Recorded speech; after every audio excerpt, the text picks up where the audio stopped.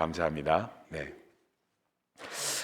요한 사도가 기록한 복음서나 서신들을 묵상하면은 참 특이한 점을 한 가지 특별히 발견할 수가 있습니다.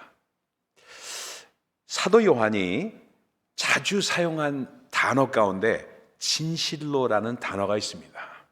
그러니까 예수님께서 쓰신 표현인데 다른 복음서에는 기록되어 있지 않고 오직 요한만 콕 집어서 7번 이상을 기록하고 있는 단어가 있습니다.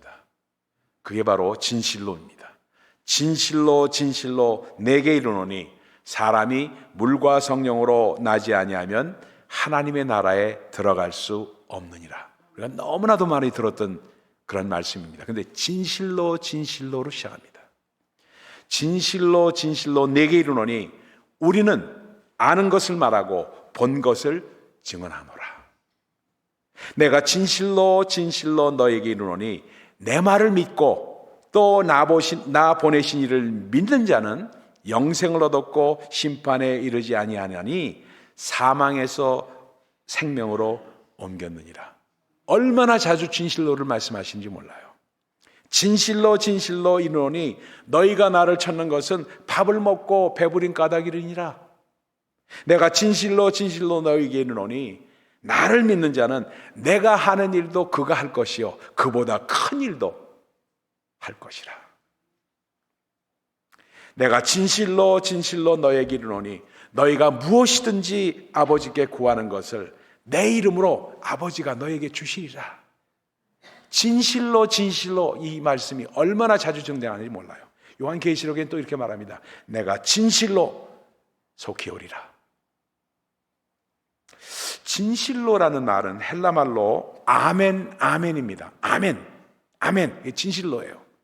영어 성경에는 truly, truly로 번역되어 있는 단어입니다. 무엇을 말씀하고 있습니까? 요한 사도는 예수님의 진심을 전하고 싶었던 것입니다. 그러니까 여기에는 그 요한 사도의 그 예수님의 진심과 전심이 나타나 있는 단어가 진실로라는 단어입니다. 여러분, 진심이라는 말이 무엇입니까? 사랑하면 모든 것을 줄 수 있는 것이 진심 아닙니까? 하나님은 독생자인 아들을 죽이시면서까지 그 살과 피를 우리에게 주셨어요.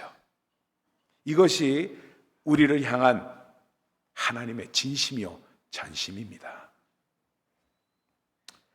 그런데 문제가 하나님은 우리에게 진심으로 오시는데 우리는 반심으로 다가가는 수가 너무 많다는 거예요. 우리도 무언가 얻으려고 한다면은 그것이 진심이라면은 그 진심은 우리가 우리 자신을 얼마나 투자하는 거에 딸려서 그 진심이 나타납니다. 사업을 해도 그렇고 여자를 사랑해도 그렇고 남자를 사랑해도 그렇고 진심으로 하지 않고는 그 진심이 통하지 않아서 결실이 맺어지지 않는 수는 얼마든지 있습니다. 우리의 들음에도 진심이 담겨 있는 것이기 때문에 그렇습니다. 하나님과의 사귐은 오직 이러한 진심으로 이루어진다는 것을 오늘 요한은 우리에게 증언하고 있습니다. 이러한 진심에는 거짓이 자리 잡을 곳이 없다는 겁니다. 이러한 진심에는 또 죄가 자리할 곳이 없다는 것이 요한 사도의 증언입니다. 왜? 빛이기 때문입니다. 캐나다에 그 아주 유명한 저명한 임상심리학 교수가 있습니다. 한 분이 있어요. 임상심리학으로는 아마 세계에서 아주 가장 유명한 교수라는 그런 분이십니다. 한국에도 많이 알려진 조던 피터슨이라는 분인데, 조던 피터슨이라는 이분은 모태신앙으로 크리스천입니다. 근데 그가 임상심리학을 전공한 교수이기 때문에 많은 사람들이 그 신앙을 묻는 사람들이 있었습니다. 그러니까 그의 진심을 이렇게 표현했어요. 그래서 자기는 지식인으로서 또 임상심리학을 전공한 교수로서 하나님을 믿느냐는 말에 지식인으로 대답할 수밖에 없습니다 하고 대답을 했어요. 그러면서 뭐라고 대답을 했냐면 이렇게 말했어요. 저는 하나님을 믿느냐는 그런 질문이 전 싫습니다 하고 대답을 했어요. 그러면서 저는 그냥 신이 있는 것처럼 산다고 말씀드리겠습니다 하고 얘기를 했어요. 그러면서 부활이 있느냐고 저에게 물으신다면 저는 모르겠습니다 하고 솔직한 학자로서의 진심을 그는 그렇게 표현을 했어요. 그러다가 몇 년이 지났어요.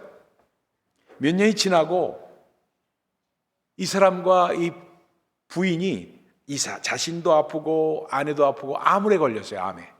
그래서 얼마나 큰 그 고통과 고난의 터널을 거쳐왔는지 몰라요. 그런데 그 고통 중에 주님을 만나고 확실한 믿음을 갖게 됩니다. 조던 피터슨이에요. 그리고 아주 독실한 크리스천이 됩니다. 그러면서 그가 이렇게 말해요. 저는 예수 그리스도를 완전히 믿는 것이 참 두렵습니다. 두렵대요. 나의 고백이 완전한가, 진심인가? 이 질문을 할 때 저는 두렵습니다 하면서 이 대답을 해요. 이것이 그의 솔직하고도 진실된 진심이었습니다. 여러분, 솔직히 어찌 보면 두려워해야 합니다. 예수님도 말입니다. 십자가 앞에서 두려워하셨습니다. 아버지의 진심의 아들로서의 예수님의 진심을 돌려드리는 일은 곧 십자가의 죽음이었기 때문에 예수님은 두려울 수밖에 없었어요. 할 수만 있거든 이 잔을 내게서 지나가게 해달라고까지 표현하신 분이세요.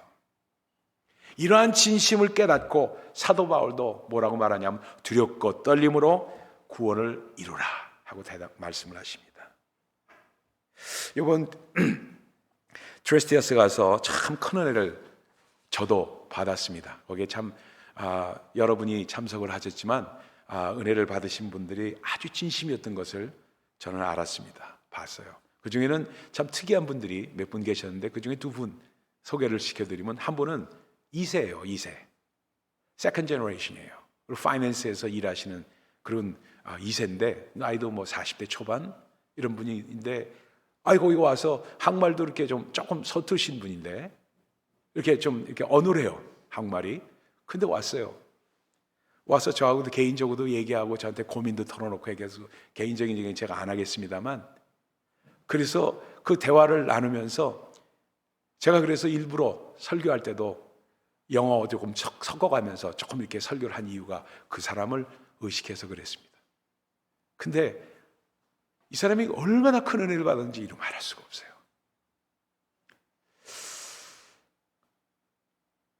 아마 그 자리에서 가장 많이 통곡하면서 눈물을 흘렸다는 사람이 찾으려면 저는 그 사람을 꼽고 싶어요. 그럴 정도로 아주 속이 다 뒤집어지는 은혜를 받았어요. 2세예요. 한국 1세들이 하는 집회에 참여해서 은혜를 받았어요. 그리고 한 자매 얘기를 드리면 이 사람이 나중에 와서 간증을 했는데 믿은 지 얼마 안 되는 자매예요. 근데 이분이 30년 동안 식당을 운영을 했어요. 30년 동안 식당을 운영을 하다가 은퇴를 하셨어요. 은퇴를 하는데 교회는 그냥 이름만 걸어놨는데 교회가 너무 머니까 그 1시간이 걸리니까 먼 것 때문에 그게 핑계가 돼서 안 나가게 되더래요. 그거 아주 핑계 쳐놓고는 아주 가장 좋은 핑계였다고 그렇게 말해요, 그 자매가. 근데 은퇴하고선 남편하고 뭐 좋게 살아보려고 이렇게 애를 하고 있는데 30년을 했으니까 너무너무 힘들었는데 남편이 그냥 죽어버렸어요. 남편이. 근데 그 자매가 뭐라고 말하냐면 남편이 죽었을 때 저는 세상을 잃었습니다 하고 말해요. 아침에 일어나면은 얼마나 깨기가 싫은지 모르는데요. 일어나기가 싫더래요. 옆에 아무도 없고 누구한테 아침 인사할 사람도 없다는 게 그렇게 고통스럽다는 거를 그 자매는 그때 알았대요. 옆에 아무도 없다는 느낌. 그리고 세계 일주 여행을 하기로 남편하고 약속했는데 세계 일주 여행을 하면 뭐하냐요? 같이 갈 사람이 없는데 그래서 포기해버렸대요. 자기가 그렇게 잔소리를 하면서 괴롭혔는데 잔소리를 웃으면서 들어줄 사람이 없다는 사실이 그렇게 자기를 아프게 하더래요. 그 자매가 했던 얘기가 참 가슴이 아팠습니다.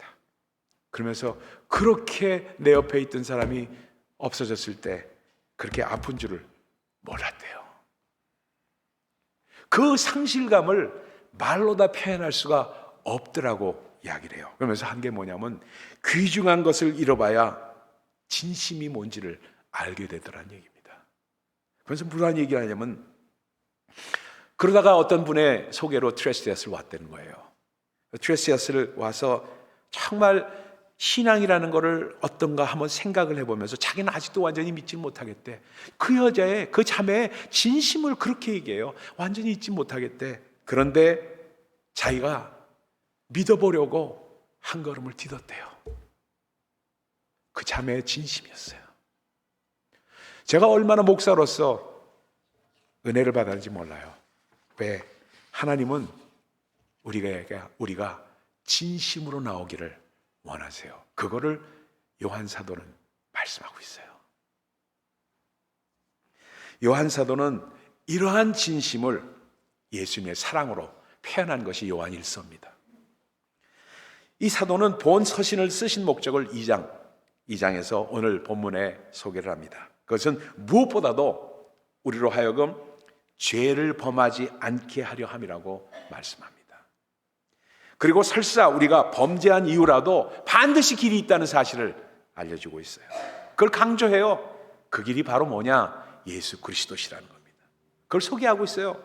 그분의 사랑 때문이라는 겁니다. 예수님 때문이라는 말씀입니다. 그러면 어떻게 예수님은 우리의 길이 되셨는가? 요한은 예수님의 진심이 나타난 두 가지 그분의 사역을 오늘 특정해서 오늘 본문에서 말씀하고 있습니다. 그 첫 번째 사역이에요. 첫 번째 사역은 대언자로 나타내신 예수님의 진심입니다. 예수님은 우리의 대언자가 되세요. 대언자, advocate라는 영어 단어는 변호사라는 뜻입니다. 오늘날로 쓰면은 대언자는 변호사를 말합니다. 대언자가 되셔서 우리의 진심을 나타내셨어요. 1절에 이렇게 말합니다. 나의 자녀들아 하고 말씀합니다. 나의 자녀들아. 자녀들이라고 쓴 헬라어는 파이디온이라는 단어입니다. 근데 이 파이디온이라는 단어는 일반적으로 어린 자녀들을 말하지 않습니다. 그렇게 의미하지 않아요. 우리 모두를 자상하게 돌보시는 따뜻한 호칭입니다. 우리 모두에게 나이에 불문하고 자녀들아 하고 표현한 겁니다. 하나님은 성품상 죄를 미워하시지만, 그러니까 하나님과 교제하려면은 죄를 지어서는 안 되고 죄를 지으면 죄를 깨끗함을 받아야 된다고 누누하게 강조하고 있는 겁니다. 그런데도 피치 못하게 죄를 지으면은 우리를 위한 뭐가 있느냐? 파라클레이토스, 대언자가 있다고 소개합니다. 바로 예수님입니다. 그리고 그분이 파라클레이토스, 첫 번째 보혜사이십니다. 성령님은 두 번째 다른 보혜사시고 예수님이 우리에게 오신 첫 번째 보혜사이십니다. 성령님을 다른 보혜사라고 부르는 이유가 거기에 있습니다. 똑같이 파라클레이토스예요. 우리가 죄를 지으면은 하늘 법정에서, 우리는 볼 수가 없지만 하늘 법정에서는 송사가 일어나고 있습니다. 어떻게 진행되는가? 하늘나라의 법정의 송사에는 검사의 논고가 있습니다. 바로 뭐냐 하면은 사단이 우리를 고소하는 겁니다. 검사인 사단의 논고에는 허술함이 전혀 없어요. 사단이 우리의 죄를 특정해가지고 딱 인디케이트 해가지고 딱 그걸 꼬집어서 고발하기 때문에 그렇습니다. 그래서 사단을 accuser라고 말하고 prosecutor라고 말하고 이런 표현이 사단의 꼬리표가 달려있기 때문에 그렇습니다. 물론 하나님도 우리의 죄를 세세히 알고 계십니다. 사단은 우리가 하나님의 자녀임을 부인하도록 유도합니다. 그러면서 이렇게 말합니다. 보세요. 저가 저런 흉악한 죄를 저질렀는데 저게 전부 위선 아닙니까? 위선이에요. 얼굴은 크리스찬이지만 속은 내용이 없어요. 어떻게 아직도 하나님의 자녀라고 할 수 있겠습니까? 하고 우리를 accuse합니다. 그럴 때 우리의 대언자 되시고 우리의 변호사 되시는 예수님께서 하나님 앞에서 분명하게 말씀하십니다. 네, 하나님, 사단의 말은 맞지만 그렇기 때문에 제가 저를 위해서 죽지 않았습니까? 제가 십자가에 죽은 것이 그것 때문 아닙니까? 내 머리와 내 손과 내 허리에 난 이 상처 자국을 보십시오. 그는 죄를 지었지만 나는 그를 위해서 죽었습니다. 이렇게 예수님은 우리를 변호하시는 분이십니다. 그분은 의로운 분이세요. 사단은 우리를 죽일 생각만 하고 있지만 예수님은 우리를 하나님 앞에서 살리시는 분이십니다. 대언자로 번역된 파라클레이토스의 원래 의미는 남을 돕기 위해 불려온 자라는 뜻입니다. 중보자, 변론자, 변호사, 대언자, 중재자, 위로자, 협조자 등등 여러 가지 단어로 번역될 수 있는 그런 단어예요. 예수님은 아주 유능한 변호사이십니다. 우리 어렸을 때 여러분들 기억나시는지 모르겠지만 흑백 TV가 있을 때 당시죠. 그때 보던 드라마가 있어요. 저는 굉장히 좋아하던 드라마입니다. 여러분 또 모르신지 모르겠지만 페리 메이슨이라는 드라마입니다. 여러분 혹시 기억하시는 분 있으세요? 페리 메이슨이라는 미국 드라마예요. 기가 막힌 변호사 이야기입니다. 그러면서 이 페리 메이슨은 기가 막히게 그 진실을 추구하고 그 숨어있는 것을 밝혀내고 그 진실을 드러내게 하는 변호사로서 이 페리 메이슨 같은 사람이 과연 있을까 정도로 그렇게 드라마를 봤던 것을 기억합니다. 그래서 한동안 저는 변호사가 되는 게 꿈을 꿨던 그런 기억이 있어요. 우리 주님의 진실된 변호로 승소하게 된 그러한 재판 결과를 사도 요한은 계시록에서 이렇게 증언합니다. 요한계시록 12장 10절의 말씀이에요. 천천히 말씀드릴게요. 우리 형제들을 참소하던 자, 참소한다는 게 뭐예요? accuse 한다는 얘기입니다. 고발한다는 뜻입니다. 우리 형제들을 참소하던 자, 곧 우리 하나님 앞에서 밤낮 참소하던 자. 밤낮 다 참소하는 니은이 누구의? 사단이에요. 그놈이 죄송합니다. 밤낮 참소하던 자가 쫓겨났고 우리 형제들이 어린 양의 피와 자기들이 증언하는 말씀으로 그를 이겼으니라고 요한계시록 12장에 말씀합니다. 이게 하늘법정에서 일어나는 소송 사건에 대한 아주 그래픽하게 우리에게 한 센텐스로 알려주는 말씀입니다. 하늘법정에서 일어난 송사를 환상으로 그가 보고 우리에게 전한 말씀입니다. 비록 사단이 그리고 또는 율법을 사용해서 사단이 우리를 정죄합니다. 우리를 정죄하고 또 우리의 양심이 우리를 죄인으로 우리 자신을 정죄하고 하나님 앞에서 우리를 고발해도 하나님께서 우리를 의롭다고 선언해 주신다는 말씀입니다. 왜 그렇습니까? 우리의 대언자 되신 예수 그리스도께서 하나님 우편에 계시며 우리를 위해서 대언하시기 때문에 그렇습니다. 그렇기 때문에 우리는 우리의 죄를 용서받고 우리는 의로워지는 것입니다. 그러므로 우리가 죄를 짓지 않았다는 말입니까? 그렇지 않습니다. 그럴 수가 없어요. 우리는 어제도 죄를 짓고요, 오늘도 죄를 짓고요, 내일도 죄를 지을 수밖에 없는 그런 삶을 살 때가 많습니다. 그러나 우리가 그 죄를 하나님 앞에 고백할 때 하나님께서 우리의 죄를 용서하시면서 우리를 죄인으로 인정하지 않으시고 우리를 의롭다 하고 선언해 주신 겁니다. 하나님의 선언이에요. 의롭다. 그래서 오를 의자 보면 어떻게 돼요? 어린 양 양자가 있고 그 밑에 나아자가 있습니다. 내에게 어린 양이 있다. 그게 오를 의자입니다. 그게 바로 righteousness예요. righteousness의 그 표현은 바로 나에게 어린 양이 있다. 나는 no matter what happens to my life, I have the Lamb of God with me. 이 얘기예요. 그게 righteousness예요. 그러니까 standing righteousness가 우리에게 있기 때문에 그 righteousness 안에 들어가는 것, 그것이 바로 뭐냐? 바로 예수님 안에 우리의 죄를 고백하고 그분의 피로, 그분의 보혈로 우리를 씻김 받는 것을 말합니다. 그를 어려운 말로 말해서 칭의라고 표현합니다. 그러므로 우리에게 강조되어지는 것이 바로 죄를 인정하고 고백하는 일입니다. 우리는 우리 의로 살아가는 것이 아니라 의로우신 예수 그리스도의 의로 살아가는 것입니다. 하나님은 우리를 보실 때 예수님을 통해서 우리를 보십니다. 예수님 때문에 우리는 의인의 반열에 서는 것입니다. 아멘입니까? 그렇기 때문에 정말 예수, 그분의 반열, 의인의 반열에 선다는 것은 예수님 안에서 우리가 새롭게 그리스도의 의로 옷을 입는 것을 말합니다. 두 번째입니다. 두 번째, 그러면서 예수님의 진심을 어떻게 표현했는가? 화목제물로 표현했습니다. 화목제물, 따라해 봅시다. 화목제물. 다시 한번 크게, 화목제물. 이쪽은 잘 안 하네. 화목제물. 아멘. 네, 감사합니다. 화목제물로. 첫 번째는 대언자로, 두 번째는 화목제물로 나타내신 겁니다. 2절에 이렇게 말씀합니다. 우리 한번 2절 같이 한번 읽어볼까요? 같이 읽습니다. 시작. 그는 우리 죄를 위한 화목제물이니 우리만 위할 뿐 아니요 온 세상의 죄를 위한. 아멘. 화목제물은요, 영어로 표현하면 peace offering, peace offering, 화목제물. 우리와 이 peace offering, peace, 평화를 위한, 그런 화목을 위한 offering이라고 번역을 합니다. 평화를 맺기 위한 그러한 제물이라는 뜻입니다. 옛날에 전쟁을 하면은, 요즘에는 그런 일은 없지만요, 옛날에 전쟁을 하면은 지는 나라가 이제 전쟁을 그만두십시오, 우리가 속국으로 정말 정하겠습니다 할 때 어떻게 했어요?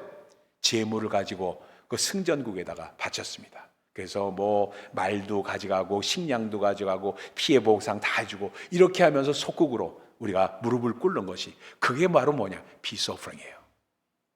그게 바로 peace offering, 속죄, 바로 화목제물입니다. 평화를 위해서 드린 제물이라는 뜻입니다. 근데 이거를 킹 제임스 버전 영어에서는, 영어 성경에서는 좀 오래된 표현을 쓰고 있습니다. 뭐라고 쓰냐면 atoning sacrifice라고 씁니다. sacrifice인데 atoning이라는 단어를 붙이고 있어요. atoning이라는 단어는 뭐냐면 영어의 전치사 at 있죠. at에다가 one을 붙인 단어입니다. at one이에요. at one을 붙여서 atone이라는 단어를 써가지고 하나로 만든다는 뜻입니다.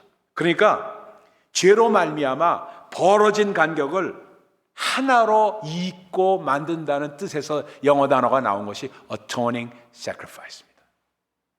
그래서 그 간격을 하나로 만드는 예물이라는 뜻으로 화목제물이라는 뜻이 그렇게 번역이 된 겁니다. 예수님께서 죽으심으로 우리와 하나님 사이를 간격을 없애신 것을 말합니다. 그래서 이 세례 요한도 예수님은 뭐라고 표현해요? 세상 죄를 지고 가는 하나님의 어린 양. 세상 죄를 지고 가심으로 하나님과 우리 사이에 벌어진 간격을 없애버리셨다는 뜻입니다. 구약 시대에는 소나 양과 같은 짐승을 죽여서 그 몸과 그 피로, 즉 짐승의 생명으로 화목제물을 드렸습니다. 그 짐승의 생명 그 자체가 그러나 절대로 사람의 죄를 용서할 수가 없다는 것을 알기 때문에 매년 그걸 드리고, 또 껐떡하면 그 화목제물로 드릴 수밖에 없었습니다. 왜? 제한적이기 때문에. 그래서 구약 시대에 죽은 희생제물들은 뭐를 상징하고 우리에게 보여주느냐? 예수님이 오시기까지 예수님을 기다리면서 드려진 그러한 대신 temporary sacrificing, temporary atoning sacrifice라는 뜻입니다. 이제 예수님이 오셔서 영원한 제사를 드렸습니다.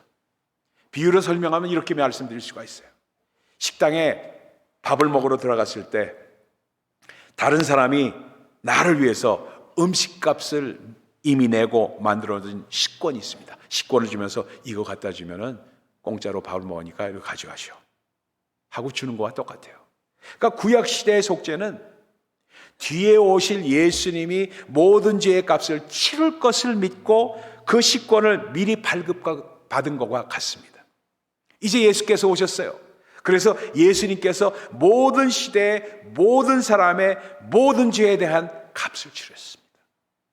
이제부터는 식당에 들어가서 음식을 먹을 때 이미 나를 위해서 먼저 누군가가 값을 치렀기 때문에 나는 그에게서 받은 식권만 가지고 가면 밥도 먹을 수가 있다는 비유입니다. 제한된 사람들이 아니에요. 모든 사람들을 구원하고자 하는 예수님의 진심과 전심이 거기에 섞여 있습니다. 전심이에요. 근데 조건이 있습니다. 그것을 믿음으로 받아야 합니다. 믿음으로 받지 않으면은 아무리 그렇게 했다고 해도 여기서 들어왔다가 일로 나가는 이야기뿐이 안 돼요. 우리가 우리의 죄를 고백하고 예수님의 속죄로 말미암아 죄의 용서를 받아야 할 필요가 있고, 이 모든 속죄의 구원을 베푸시는 하나님을 믿는 믿음이 바로 식당에 들어가서 음식을 먹을 수 있는 식권과 같은 것이 되었어요. 이미 예수님께서 당신의 몸으로 희생제물이 되어서 우리의 모든 죄에 대한 값을 치러주셨습니다. 여러분, 죄는 하나님과 우리의 교제를 깨버립니다. 우리 깨트려요. 깨기 때문에 죄가 너희 죄가 내 앞을 가렸다고 이사야서를 통해서 이스라엘 백성들에게 말씀을 합니다. 교제를 깨트린 거예요. 그러나 더 이상 고민할 필요가 없습니다. 우리에게는 위대한 변호사가 있고, 그는 화목제물이 되으신 분입니다. 그분의 변호는 말로만 하는 변호가 아니에요. 몸으로 피를 흘리심으로 이미 이루신 것을 증언하는 변호입니다. 그래서 어떤 상황일지라도 그분께 달려가기만 하면 된다는 겁니다. 그러니까 말로 설득해서 말로 이기는 승소가 아니라는 겁니다. 몸으로 이미 이긴 그 싸움을, 그걸 설명할 뿐이라는 겁니다. 무엇이든지 그런데 숨김없이 우리가 말씀드릴 수가 있습니다. 저는 요번에 그런 걸 체험했어요. 요번에 오신 분들이 전부 거의 다 젊은 사람들이에요. 40대, 30대, 40대. 나이 먹은 사람이 50대예요. 물론 팀 봉사하시는 분들은 연세 드신 분들이 많았지만요. 새로 체험하신 분들은 전부 젊은 사람들이 왔어요. 젊은 사람들이 와서 그들을 위해서 기도해 주는데, 금요일 날 기도하는데, 그분들 남아서 이렇게 기도를 받는데 말입니다. 저를 뭘 보고 그런 고백을 저한테 했는지 몰라도 남 앞에서는 할 수 없는 고백들 참 많이 들었어요. 참 많이 들었어요. 남 앞에서는 이렇게 하기가 부끄러운 그런 고백들 참 많이 들었어요. 그 중에는 질병으로, 남이 알지 못하는 질병으로 고생하는 사람도 있었고, 젊은 사람인데 그 중에는 사회적인 문제로 고생하고 있는 사람, 가정의 문제로 고민하는 사람 참 많았어요. 여러 가지를 전부 다 얘기를 해요. 그래서 제가 끝나고 나서 얼마나 제 방에 가서 눈물 쏟으면서 기도했는지 몰라요. 하나님, 제가 무엇이 간데 그런 비밀한 것을 저한테 알려줬겠습니까? 그리고 기도를 요청했겠습니까? 뭐예요? 결국 하나님 앞에 나온다는 마음으로 나왔지 않았겠어요? 얼마나 감사했는지 이루 말할 수가 없어요.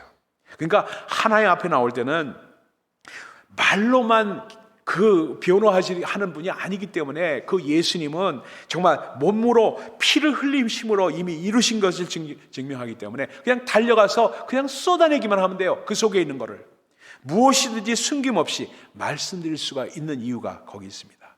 그때 영원한 친밀한 교제가 가능하게 된다는 겁니다. 제가 좋아하는 목사님 가운데 한 분이 박보영 목사님이라는 분이 계세요. 그분이 인천 방주교회 담임 목사님인데, 그분의 제가 롱아일랜드에서 목회할 때 저희 교회 와서 부흥회도 하고 같이 교제도 하고 했습니다만, 그때 그분이 뭘 했냐면 길거리에서 거지, 양아치, 소매치기를 하는 아이들을 데려다가 같이 살면서 그들을 키워주는 훌륭한 분이에요. 피부과 의사 하시던 분인데 정말 어려운 일을 겪어서, 목사님 아들인데 하나님을 떠났다가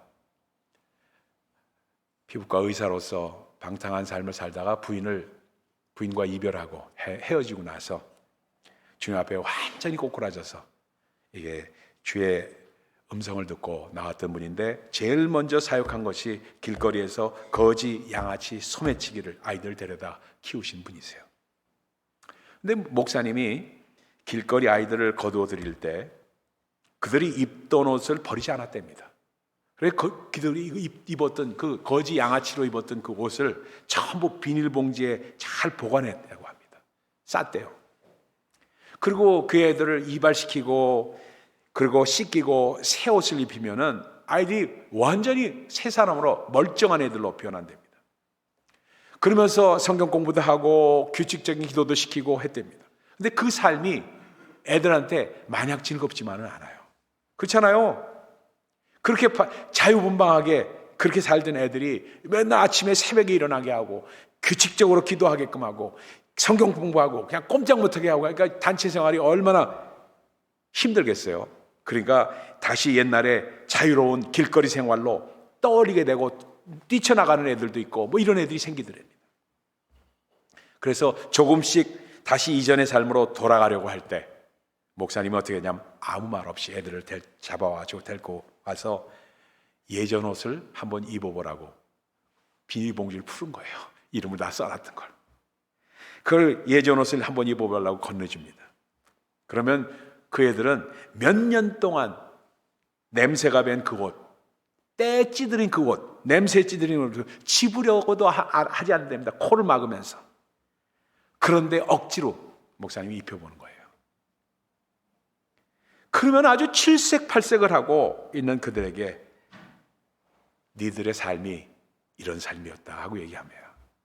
그리고 그 옷을 나가서 태우라고 얘기하는 거예요. 밖에 나가서 그 옷을 태운대요. 그 옷을 태우고 들어온 아이들은 몇 번이고 샤워를 하면서 몸을 씻는답니다. 그리고는 절대로 이전 생활로 돌아가려는 생각을 버려버린대요. 여러분, 죄에서 벗어나게 하는 힘은 과연 뭘까? 죄가 없어졌을 때의 행복입니다. 그러면 죄를 없애기 위해서 해야 할 일은 무엇일까? 계속된 계속 죄의 냄새를 풍기게 해야 할까요? 아니면 깨끗해졌을 때 행복을 느끼게 해야 할까요? 죄 없을 때 행복을 느끼면 다시는 죄로 돌아갈 일이 없어집니다. 그러면 그 오물 냄새로 가득 찬 옷을 다시 입을 수가 없어요. 이제 우리가 정말로 두려워해야 할 것이 있습니다. 그것은 뭐예요? 하나님으로부터 버림받는 일입니다. 하나님께서 우리를 외면하신다면 우리의 파멸은 불에 불 보듯 아주 분명합니다.